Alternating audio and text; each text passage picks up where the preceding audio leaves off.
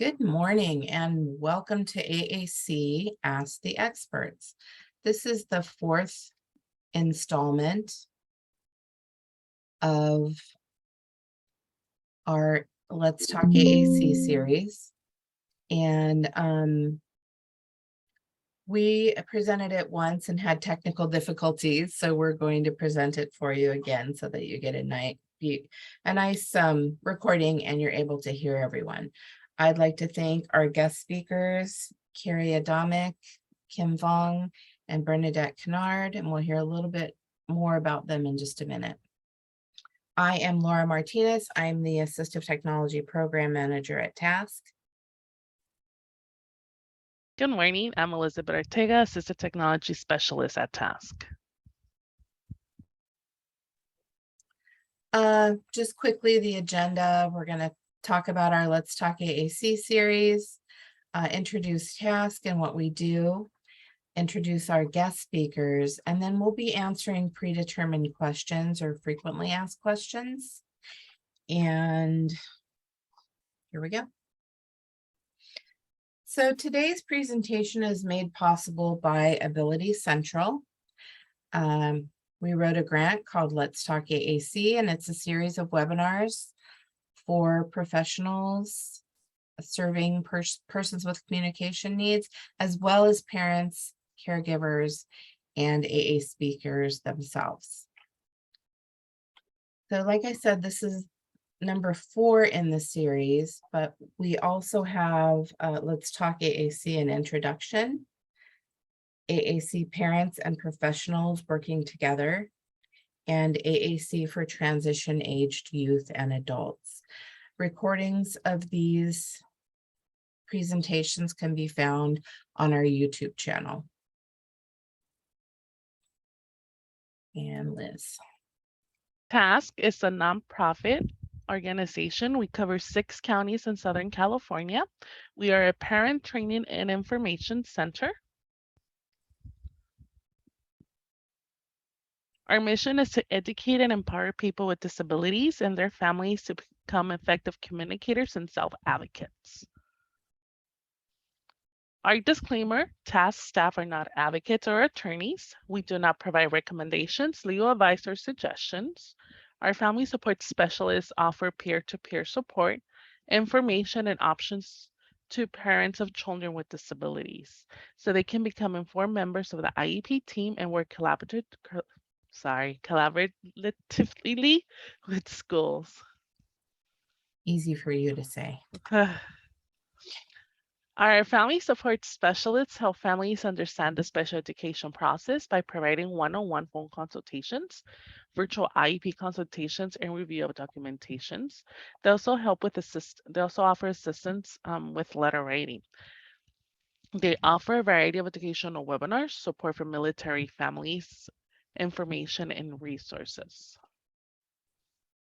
Within our tech center, we offer a variety of assistive technology webinars, individualized online appointments via Zoom if you're looking for specific apps, extensions, or websites for your children or your client. Feel free to contact me or Laura, and we can schedule a lab appointment and show you any apps or extensions or websites that we have or know of in the areas that you're looking for. For our AAC services, augmented alternative communication, we offer Project Communicate, in which we offer a free 1-hour AAC consultation with Bernadette. If you'd like more information on our free 1-hour AAC consultation, you can email me, and you'll have our email addresses towards the end of the presentation. Let's Talk AAC, which is our professional development, professional development training series. We also offer assistive technology consultations and clinics. Tech Connection is our online social and life skills group for ages 14 and above. We meet once a month, our third Wednesday, at 4 via Zoom. If you'd like more information regarding Tech Connection, you can contact Laura. And we have a lot of information and resources in assistive technology. Tech Tidbits is our assistive technology focused e-newsletter. Goes out once a month. If you're not receiving it or would like to receive it, please visit the website listed on the slide, plug in your name, email address, and you'll start receiving it the following month. Dun, dun, dun. Introducing our guest speakers. Carrie.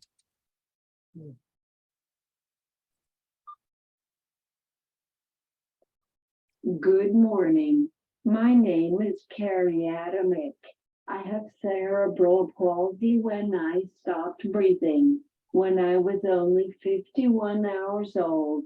I can't walk or talk, but I have a power chair to go everywhere I want, and I use a communication device which helps me to speak to anyone and everyone. I'm happy the way I am. I wouldn't change my life for anything if I had a chance to do so. My mind and spirit are just fine. I went to Cypress College for my AA degree in English. I've been attending the Brigham Young University online courses from Idaho. I've also worked with a family who took some disabled children who were not able to communicate at all. No one knew how bright some kids were until I came along. The parents wanted to meet me, and while we were talking, they were interested about my self-taught experiences. So they wanted to hire me. I had worked with them about 15 years. I also wrote a book, Doubt Your Doubts, the essential guide to overcome life's challenges and achieve your full potential. It's about how to deal daily challenges with a good attitude. No matter what happens, it is about my personal experiences and how I was able to deal with my trials and tribulations. It also will help anyone who goes through tribulations of life. Thank you, Carrie. All right, Kim.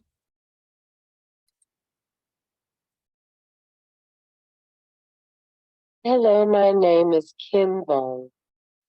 I have been using my device since 1998.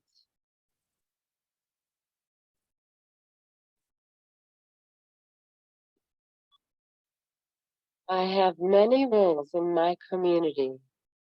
I work at Tichenor Clinic for Children in Long Beach, and I am one of 9 commissioners advise the mayor and the city council on disability-related issues. And I am a board member of the Harbor Regional Center. Also, I worked at Penkiramik as their ambassador, and I have my associate degree in women's studies at Santa Ana College.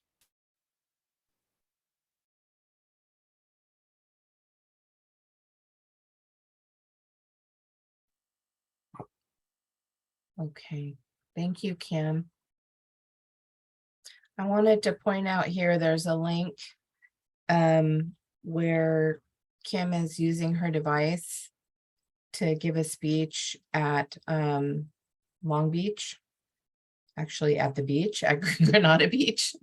Let's see if we can get it to follow. Sometimes yes, sometimes no. No, not that. If you guys want to see Days of Our Lives, here we go. I want to also just say Laura, that accessibility. No video? No, Okay. you're not sharing your entire computer. Oh, okay. All right, sorry about that. We'll post that in our comments on Facebook, so you can click on the link and see that. Okay, Bernadette.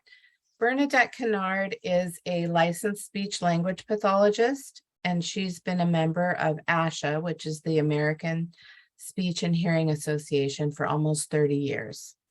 She specializes in augmentative and alternative communication, or AAC, assessments, training, and therapy at her company called Trinity Consulting.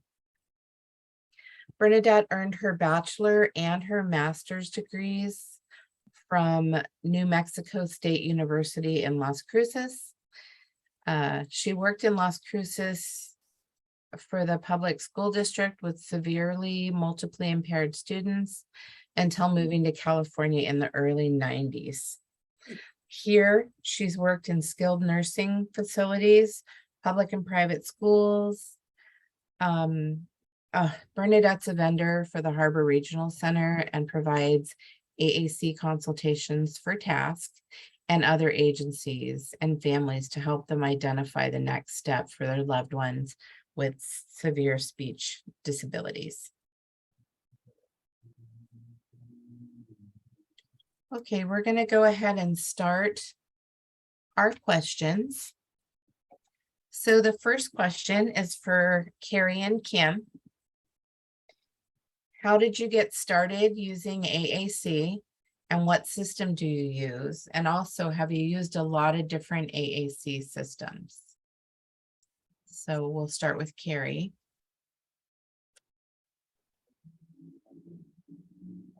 When I was about 16 years old, I tried some communication devices that could be a good candidate for me.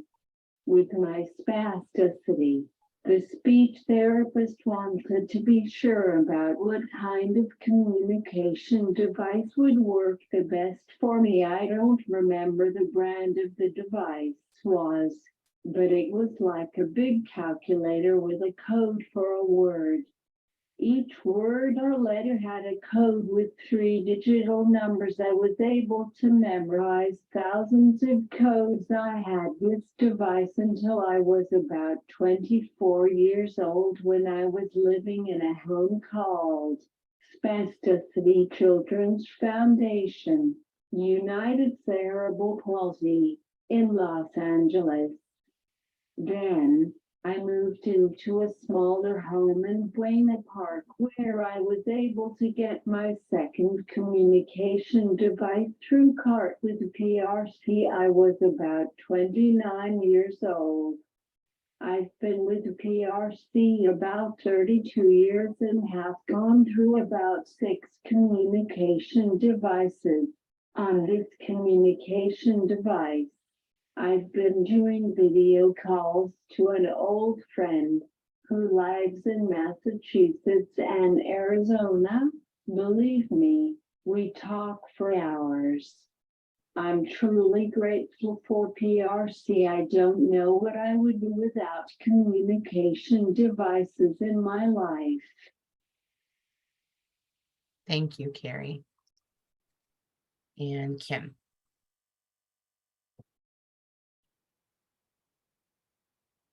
I first learned about AAC devices in 1998 when my boss at Independence Living Center told me that my client didn't understand me, so he suggested that I go and get an augmentative and alternative communication assessment. I went to my department of rehab counselor and asked her to refer me to a place that does AAC evaluations. They referred me to an assistive technology center. I was seen by a speech pathologist. They had me try out different devices for more than 3 months. Then I found Advantage from Ceramic Company. Ever since, I have upgraded to the current model.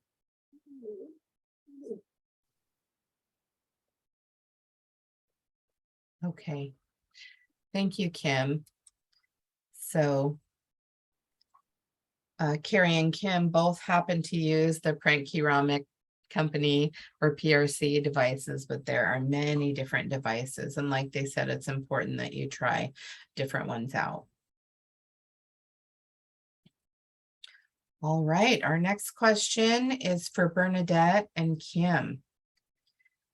So how does someone go about getting an AAC device? Can you briefly walk us through the process And what are the funding options? We'll have Bernadette go first and then Kim.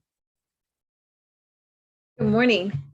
Certainly the processes are a little bit different for getting a communication device depending on what your age or your source is. So the process of getting an AAC device within the public schools begins with an assessment, and it's a pretty straightforward process. It's best to put a request. If you're the parent making the request, it's best to put your request in writing. And along with that request, I recommend you put some supporting information that goes along with it. It doesn't have to be super detailed, but you want to make it clear that you understand that what your child's needs are and why an AAC assessment is necessary. Perhaps traditional therapies aren't yielding the progress that you'd like.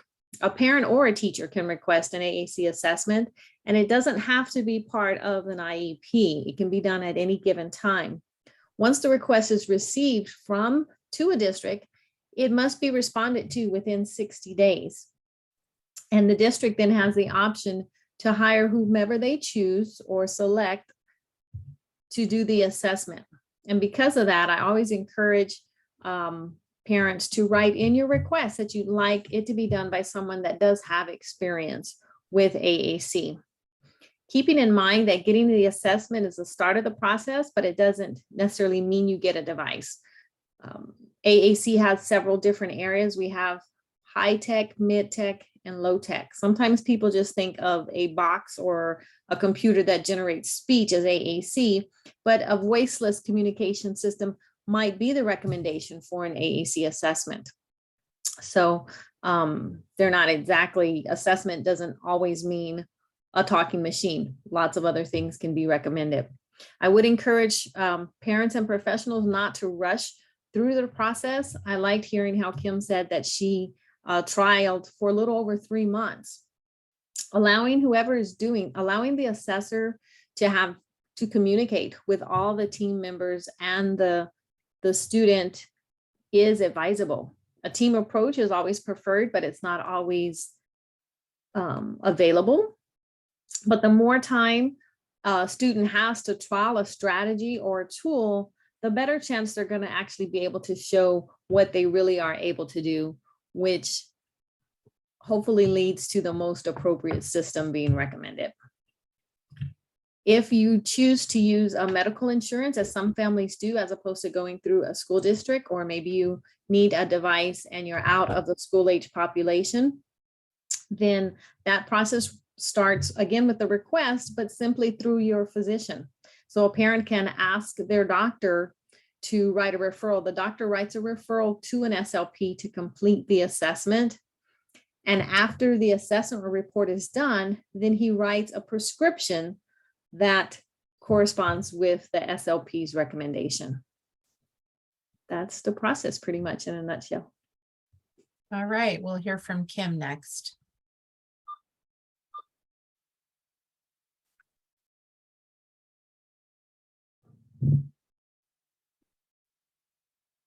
As far as adults getting a device, you need to go through your insurance company.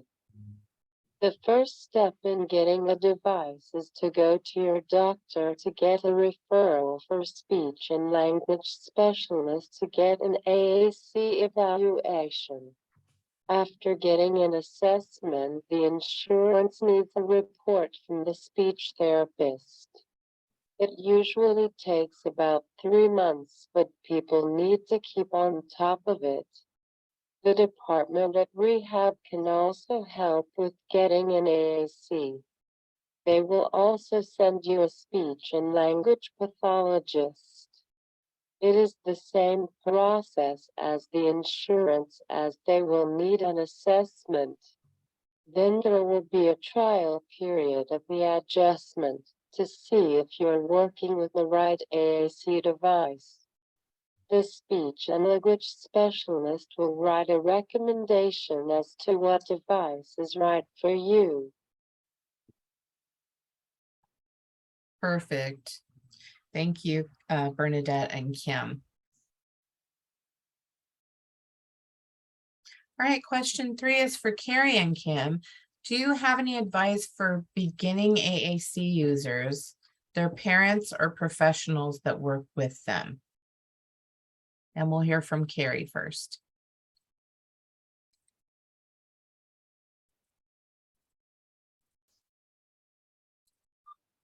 My advice to parents is to not give up on their disabled child. They need you to fight for his or her proper education.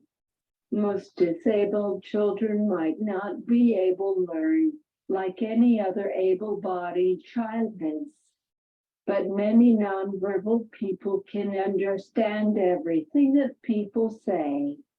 Your child may not express his or her true feelings because they may not have a way to communicate with you, yet you can read to your child and talk to him or her as you work around the house. Play with your child. You can go and educate yourself by going to the library and check some books out about the disabilities your child may have to live with for the rest of his or her life. You may need to do some of your own research and treat your child as normal as you can. Put some children's educational programs on TV so that they can sit and watch these programs and enjoy them. I remember watching the Sesame Street, Mr. Rogers' Neighborhood, Romper Room, Captain Kangaroo, and so on. The internet would be a great resource if you type children's educational programs between 1960s and 1970s. Some nonverbal children are smarter than people think, and I was one of them. But some people really didn't know how much I could understand until I taught myself how to read and write. My advice for the teachers and parents is to include the children with some activities where they would enjoy and be encouraged to use their communication devices. My other advice is that you could use some educational flashcards to see what your child really knows. That was what I did to find out how to get through my kids at work. I just tested their understanding abilities. It worked pretty well. I asked them some questions about something, like current events or what today is. And I had a coworker to hold 3 flashcards up in front of the children to point or look at without looking away. If the individual got 5 right answers in a row, then I knew the child could understand and learn. My job was to find a way for my kids to communicate as best as they could. So you can explore how your child may be able to respond to you. But it won't hurt you to try another advice is that some children don't like to be watched by the people, especially by some professionals. I am sure that you can get pretty nervous when you are being watched by your boss or even by your spouse. Then you don't feel comfortable or have the confidence in doing it well. I learned that from observing the child at work. So one day I was working with a girl on simple sentences, and she was doing well. I invited my boss in, but the girl started goofing off. However, the next time around, as the girl was doing good on her work, I had my boss to come in quietly, so that the boss could see how well the girl was learning and understanding. I'll never forget that day. Wow. Thank you, Carrie. How about Kim?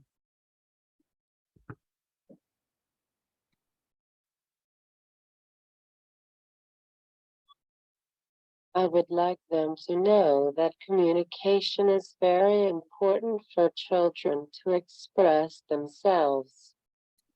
There's no prerequisite for them. It is very important to start looking early for your child to communicate. It may help with behavioral problems.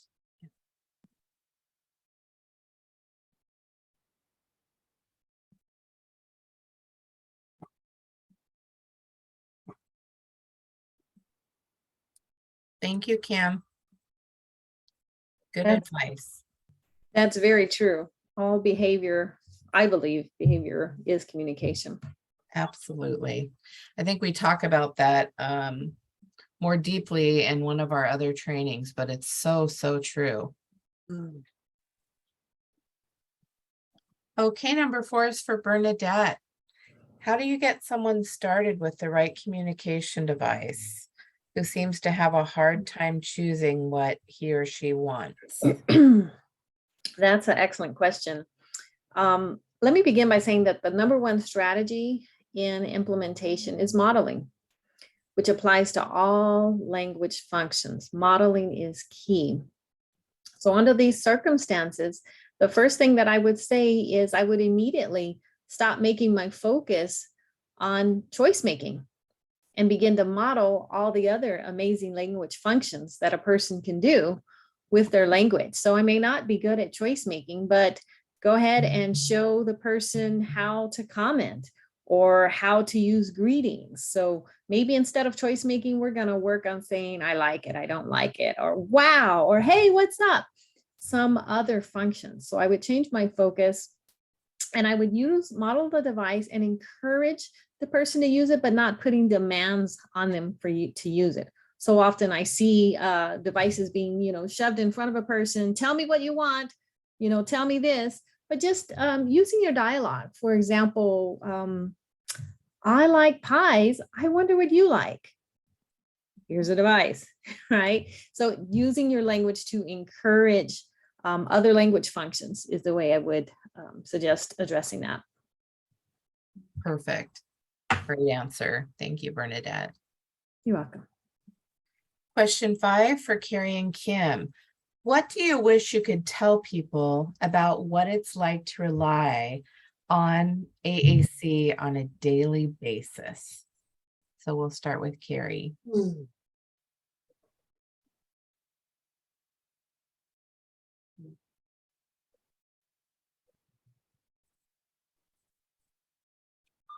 I would like to tell the people that with my communication device, I am able to do anything I want to do. For some examples, on this communication device, I have the control of the TV and Roku, I love it, where I learn to store my favorite TV channels. I am sure it can do more than I'm aware of. I can go to the bank by myself and say how much money I want. I can go to any store and let the salesperson know what I want. Now, I am happy to say that I am in my own accessible apartment through the United Cerebral Palsy. These apartments are built for people with different disabilities.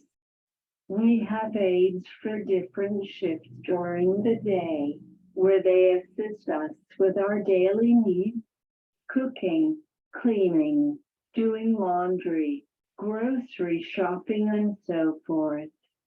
With my device, I am able to tell my aides what I would like them to help me with on my communication device. I am able to text my friends and family members and my aides to let them know I am running late or where I am at. Or I text my friends just to chit-chat.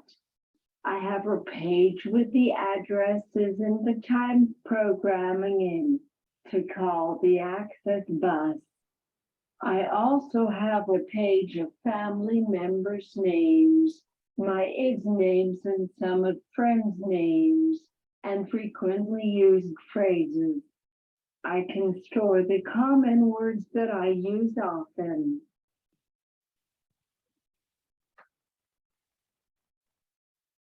Nice. Whoops, I was muted. But you said exactly what I said. Nice. How about Kim?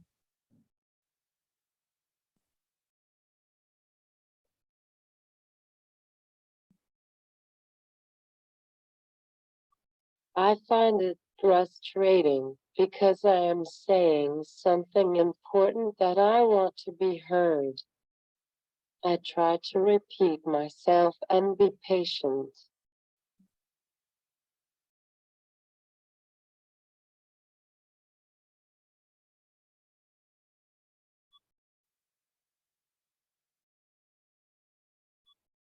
They will need to realize it takes time for us to compose and type out what we want to be heard.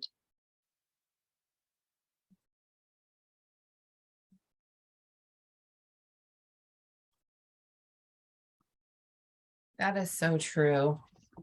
Did you have more, Kim, or no? No. Okay. I just wanted to piggyback on that, and maybe Bernadette might want to jump in, but it's so important. It is such a tough skill to learn for verbal communicators, not to jump in and talk over AAC speakers. You need to pause and patiently wait, and pause some more and patiently wait some more, because it does take time to compose a message. And when someone's asking you questions or interrupting, sometimes it's, it's just like if someone's talking over you while you're trying to talk, it disrupts your train of thought. And then think about having to actually spell and compose that message while someone's talking at you. I see Carrie shaking her head. Thank you, ladies. Okay. Question 6 for Carrie and Kim. Do you find it frustrating when the person you're trying to communicate with doesn't understand you? If so, how do you handle that? And we'll start with Carrie, just because she's first on the. Yeah. Kim has spoken to that. Yeah, we're right on target. It's important. Most people have treated me pretty fairly and appropriately. However, sometimes I run across some awkward situations where people have treated me unjustly. I remember one time visiting my student in the hospital with my boss. We were just talking where a nurse came in, and she looked at my communication device. And simply I told my boss, look how wonderful she was playing with her electronic toy. My boss didn't appreciate that too well. Therefore, she educated the nurse, who didn't understand what a communication device was. Another time was when one of my aides asked me to go to a court hearing with her. That was no problem until the judge looked up at my communication device on me, and he said that I would not be able to understand anything. Oh boy, I was hot, but I kept my cool because I was typing fast on my communication device, as fast as I could. At the end of my statement, I simply said that I was able to understand everything he said, and that my aide was a good and hardworking lady. With it being said, the judge had nothing to say, and the hearing was adjourned. Right on. How about you, Kim? Power. I find it frustrating because I am saying something important that I want to be heard. I try to repeat myself and be patient. Why superscript to ES? They try to talk like I am a child. They try to talk over me sometimes or talk to someone else to see what I am saying instead of trying to take the time to understand me. That is so frustrating. I've seen that happen. And I think it's so important. I appreciate both my colleagues and their comments because it kind of lets us know that there's a lot of good potential out there for what you can do in living with your device. And then there's still a lot need for education for a lot of people to understand how to interact with individuals that are speaking with communication tools. And just always talk to the individual, not to their aide or the person that they're with. Right. Just put yourself in the reverse and think how you would feel. So I think education is key. All right, Bernadette. What do I do if my child is non-speaking and the SLP is unfamiliar with AAC? Okay, well, that definitely has happened before. So the first thing I want to say is to keep in mind that the amount of graduate or undergraduate coursework addressing AAC is different from school to school. So it's not uncommon that you might have an SLP that's not familiar or doesn't have a really high comfort level with AAC. But if he or she can be open about that, then it's appropriate for them to talk with an administrator, excuse me, if they're in private practice or in school with whoever is in the administrative role about someone else providing services for your child or even education that can be done to obtain knowledge. So as SLPs, we have to acknowledge that the field is growing and changing, and we always need to continue to study to keep up our skills. And there's lots of resources that are out there, and many of them are free for SLPs to gain the skills and the support they need in order to provide services for someone that needs augmentative and alternative communication. As a parent, it's important to arm yourselves by going in with knowledge. So it's great to, if you recognize that the SLP doesn't have knowledge, but also for you to arm yourself and know what you can know and be not intimidated, to not be intimidated to share with the SLP the information that you know. Sometimes parents maybe feel like the SLP is the authority, but you are the professional in your child. So it's always important to come together and share the knowledge that you do have to assist in determining what is best for your child, for that student. You're muted again, Laura. You're talking and you're muted. I'm talking, nobody's hearing.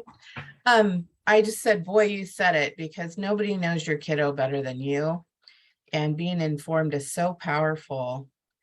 And that's why we do a lot of these trainings and things, because we get a lot of SLPs that are really interested and really want to know about AAC, but sometimes they just didn't get, maybe they had one, I've heard, I can't tell you how many times they had one class that covered AAC in all of their schooling. Yeah, it happens. I was really excited. I was fortunate to study under someone who that was her specialty area. So I got an abundance and I'm thankful. But you know what I tell families when I'm doing consultation is the best case scenario is to have an SLP that's open-minded, that's willing to learn, that's honest and says, this is what I don't know, but I'm willing to learn it. To me, it doesn't get any better than that. That's right. You can go forward with that. Mm-hmm. That's right. And I just wanted to point out, I know Liz talked about our services earlier, but those free 1 hour AAC consultations are for anyone. So if you want to learn more, I know someone, Bernadette, that is an absolute expert in AAC. So take her up on it. Question 8 is for Carrie and Kim. Have you ever been treated unjustly or spoken to inappropriately because of your communication style? And we can start with Carrie.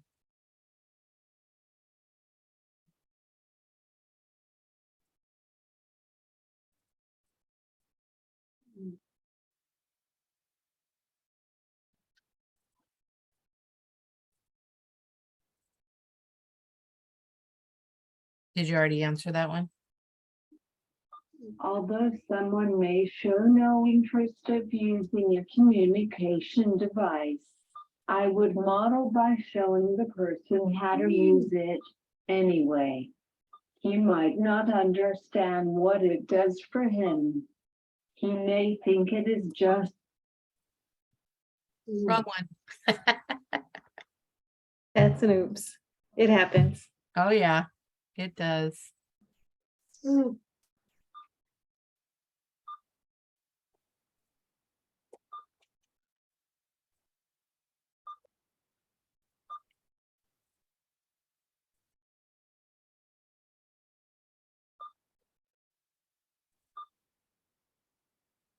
It's good she's composing while there's another plane going overhead. Anyways, we can get that out of the way. I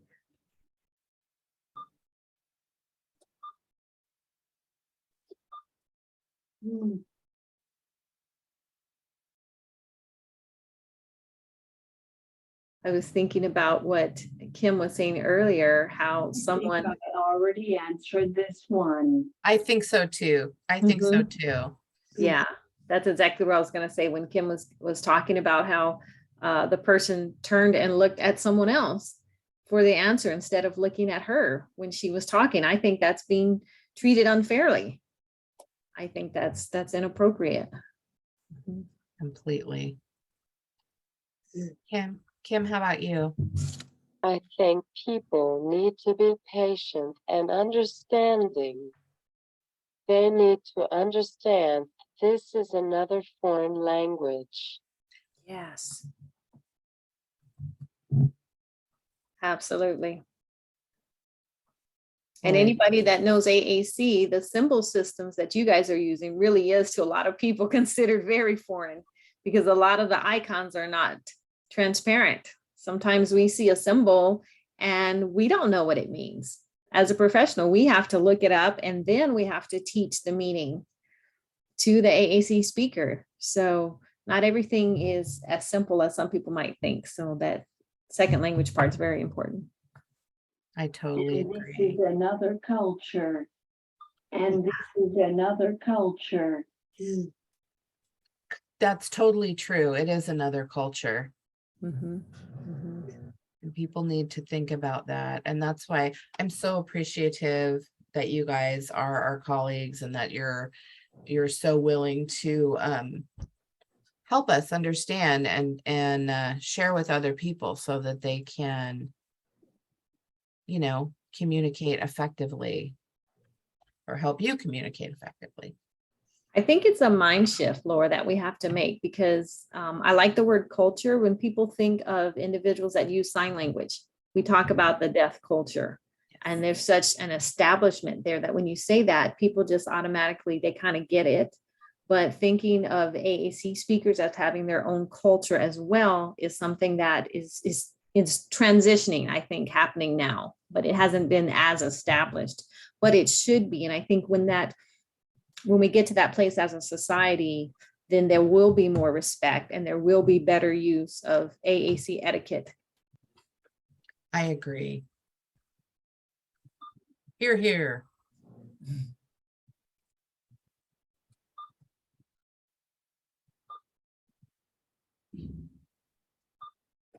I hear somebody composing, so I'm gonna stop.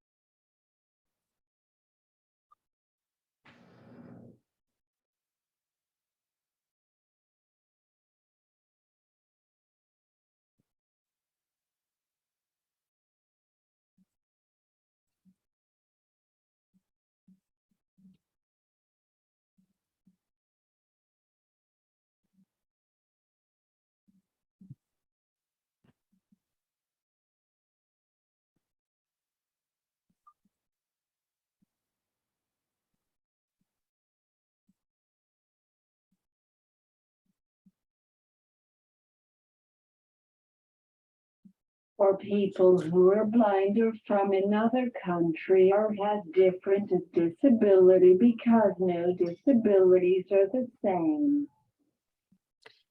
Yeah, so different cultures. Yeah, there's different collections of folks. Yeah, for sure.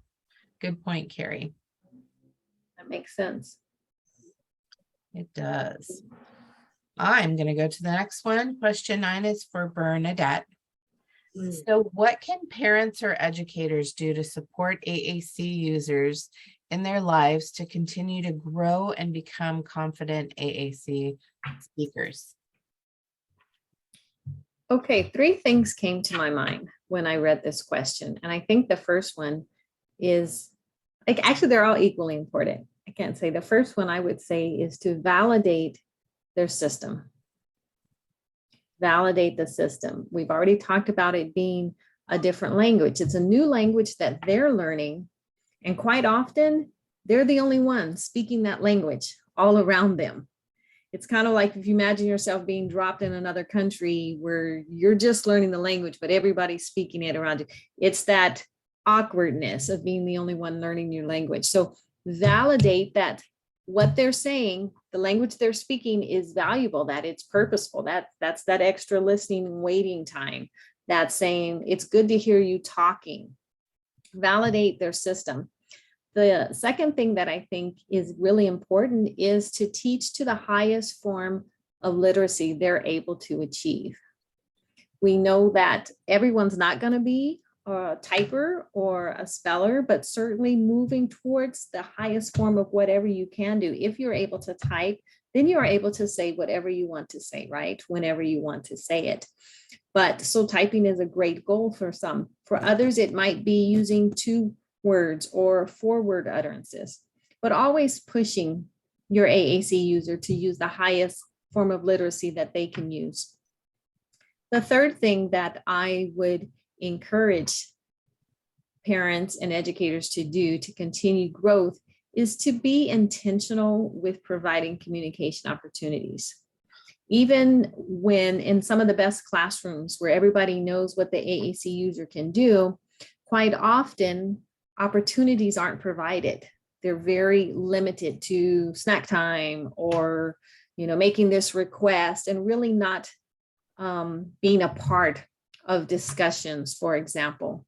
So I would encourage everyone to be intentional. Obviously, if you're listening, you're here today, then you're interested, right? We get into this field because we care and we want to do for others that have limited abilities in the areas of communication. But sometimes in that care, we kind of overdo. We overprompt or we anticipate needs for others. And so by being intentional and providing those opportunities, sometimes that means backing off and asking a question, maybe even if you do know the answer, but giving that person the opportunity to communicate. If we're sitting down having ice cream or I have ice cream and I know you love ice cream, I might just give you some ice cream as opposed to asking, would you like some? Or I could just say, wow, this tastes great. What do you think? Then you might get I like it, or you might hear, it's my favorite, right? So you never know what kind of greatness is going to come out unless you provide the opportunity. Oh, I love that answer. I loved the whole thing. Thank you. So well said, Bernadette. Thank you. Question 10 for both Carrie and Kim. If having a hard time communicating using AAC, would you prefer another person chime in and try to ask yes or no questions, or would you prefer continuing with your first method of communication? Ooh, good question. So, Carrie?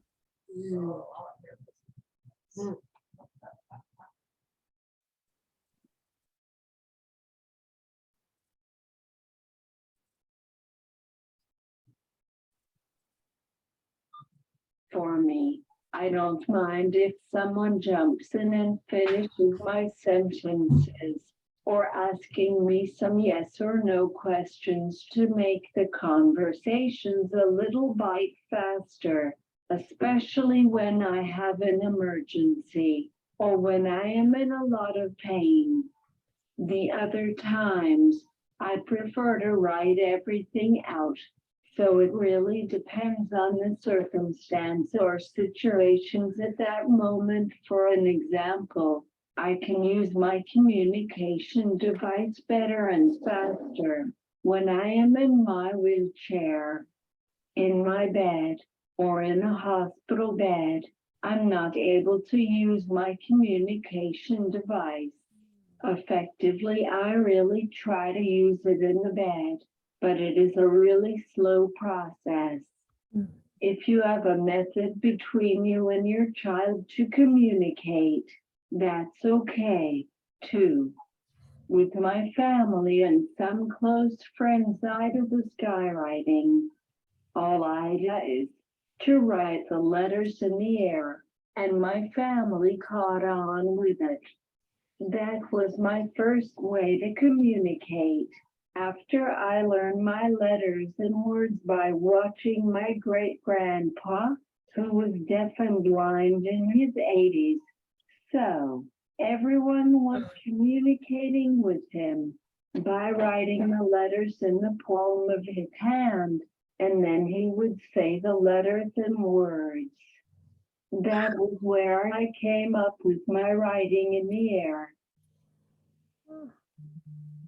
I love the whole skywriting idea. I think that's genius. And Kim, let's get your opinion.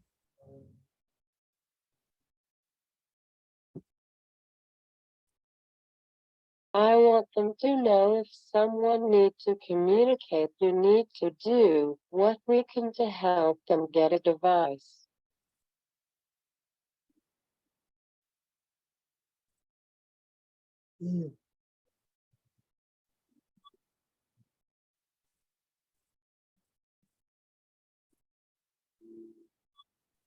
In the beginning of my presentation, I mentioned that my AAC is not easy to use as a communication device, but if you want to be heard and understood, then you will need it.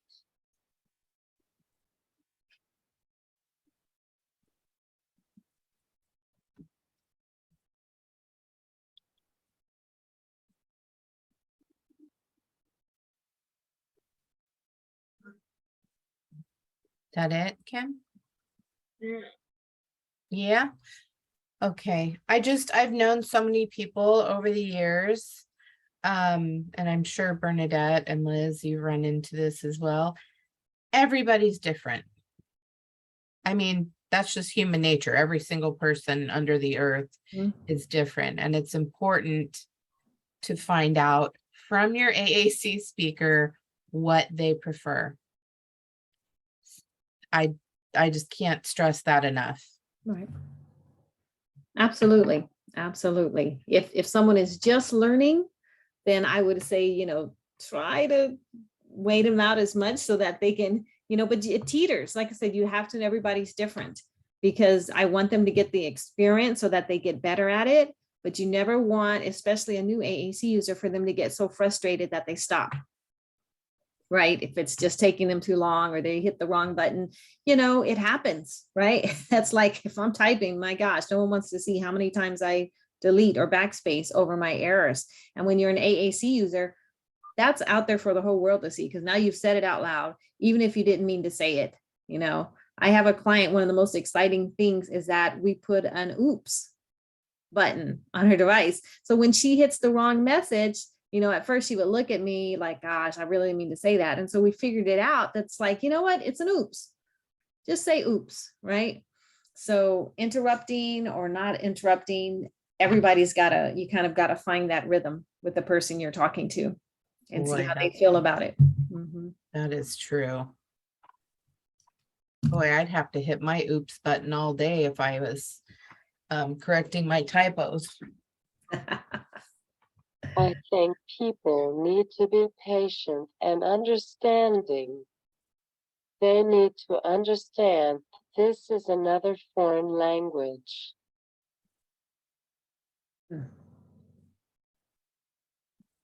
Yeah.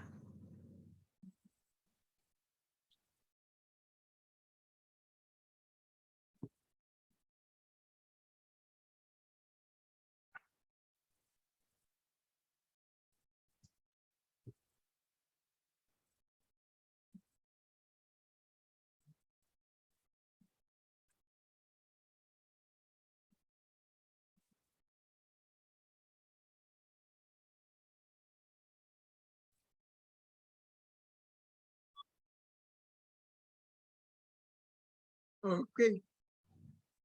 Typing or frozen? I think typing. Okay.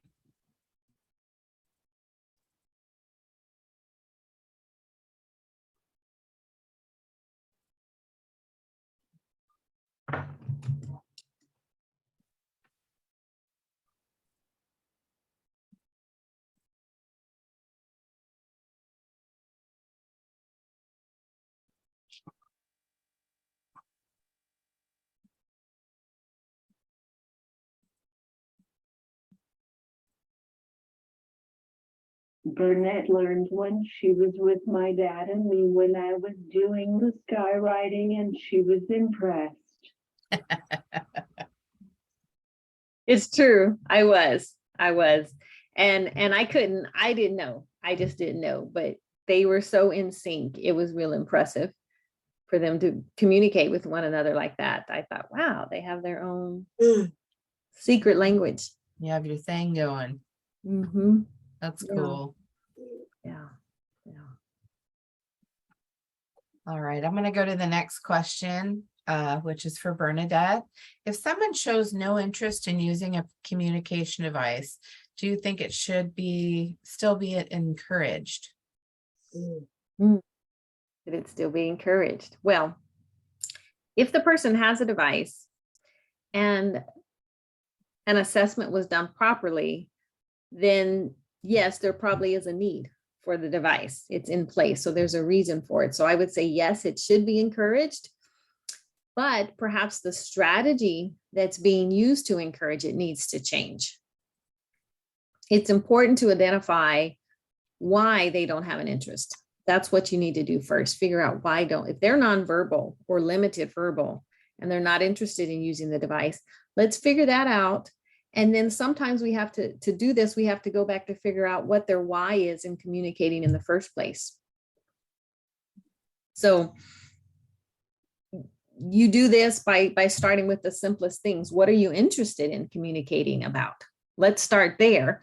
And then you can work your way back to the communication device. Sometimes I go in and I do troubleshooting sessions where I'm told that, they don't like it. This is the wrong device. We need another one. He's not interested. But if we go back and really, I begin with observation and find out again, what is it that you are interested in communicating about, and start there. Quite often, the solutions can be simple. Maybe an AAC speaker doesn't like the voice that's coming from the device. Maybe they don't like to hear it, or maybe they don't want to be identified with that voice. Perhaps the symbol system is wrong. There are probably, I can name 3 or 5 off the top of my head, and all the symbols look different. So the symbol has to have meaning for the user. That's important. And then lastly, and quite often the most important, is the messages that are within the device. Maybe the person isn't interested in using the device because they don't want to say the messages that are in the device, right? Sometimes we put things in devices that we think are clever or are important, but an AAC user who may be a person that's been verbal for some time, they already have a way to communicate that, and they don't want to use their device to say yes because they nod their head, or they just, right? It happens. It sounds funny, but it happens a lot. And they, I hear, well, he won't answer yes and no questions. And I'm like, well, he's shaking his head no. The answer is obviously no. So let's put something else in the device. So you want to find messages that are motivating for the person to say. But most importantly, I would say to the worker, to the parent, is don't give up. Don't give up. Continue to model the desired behavior and use it in context that you're sure about.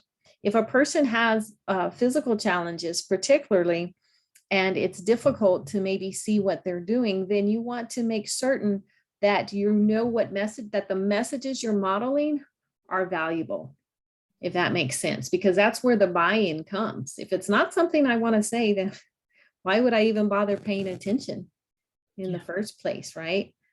I have one little, well, she's little physically, and then she's young. So young and little with physical challenges where she can't do a lot with her body. So just finding out that cause and effect, that she understood that was challenging because there wasn't much that she could do. But her grandmother kisses her toes and she likes that. And we saw that she even would stick her legs out as far, a little bit more, because that was her way of saying, kiss my toes again. So guess where we're going to start with our first voice output device? Our first message is it's going to be kiss my toes, right? Because that's what she showed us, that, you know, that's what she wants to communicate. She hasn't really shown that she wants to communicate anything else. So you start there. And I believe that she's going to be interested because of that, because we have the right message. I love that. Grandmas are great, right? Yeah. All right, for Carrie, Kim, and Bernadette, is there anything else that you would like people to know? I know that's a huge open-ended question, but kind of closing remarks. And we'll go in order. Carrie. I hope you have learned something new from this webinar. You won't need to be a perfect math parent, teacher, or caregiver, but I know you have a big heart of caring. That is the most important to have. Life is like a school where everyone learns, grows, and of course, is tested. Life is like a jigsaw puzzle. So in order to find the missing piece to the puzzle, we must find some creative ways to help the children to be successful in life. If the solution helps the child, you will probably see a big smile on your child's face for a while. I wish you the best. Thank you for listening to me. Thank you, Carrie. Kim?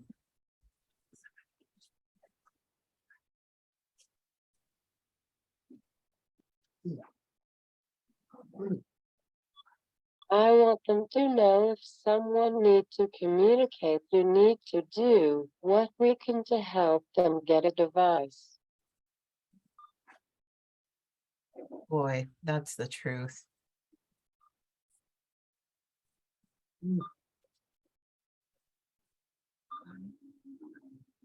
Were you done, Kim? Yeah. Okay. And Bernadette? You're muted. Thank you. My closing remarks would probably just be this, that to keep in mind that no one has all the answers, that we're still learning. And as professionals, we're working to keep up with the technology that's always changing. The makers of technology feel like they're trying to keep up with the demands of the users. So things are constantly changing. So extend grace to yourself and to others that are working with you and with your non-speaking individuals in your lives, so that we can all work together on this journey to better communication. Grace. Well said. Okay, I have our contact up here for myself, for Elizabeth, and for Bernadette. If you have specific questions or you want to reach out to us, please feel free. And I really want to thank our guest speaker experts for, for all their input and their help on this webinar and others. And we hope that you've enjoyed today's presentation and have gained a new understanding or viewpoint on AAC and the people who use different forms of communication.